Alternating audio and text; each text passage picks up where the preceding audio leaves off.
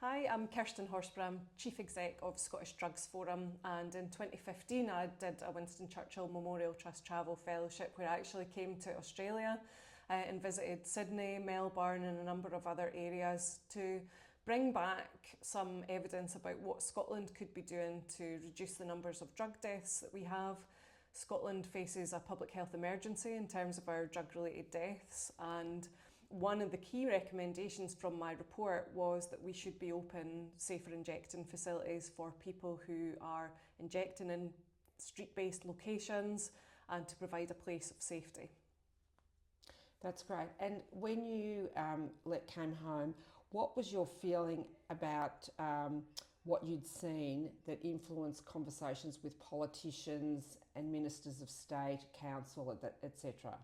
So before I went on my travel fellowship, I made sure that I engaged with key stakeholders from all sorts of variety of places, so from government, Crown Office, health, social care, a whole range, and obviously people who use drugs themselves, in order that I could bring back some of that evidence and answer their questions from a more informed position.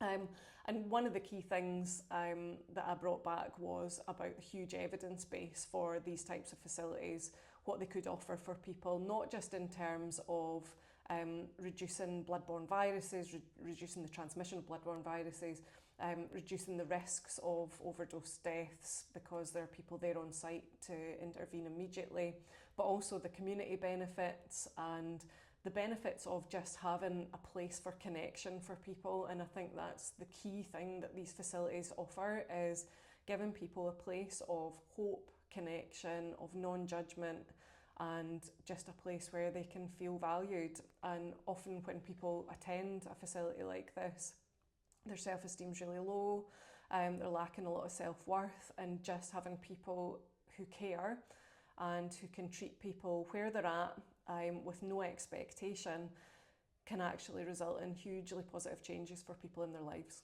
That's great. And just finally, on the eve of the opening of the supervised drug consumption room here in Glasgow, what's your sense of hope for this city and indeed this country of Scotland? I have no doubt that the facility in Glasgow will be really beneficial for people in the local community. What we would definitely like to see is these types of facilities open up across the country for people who are also in the same predicament in another place.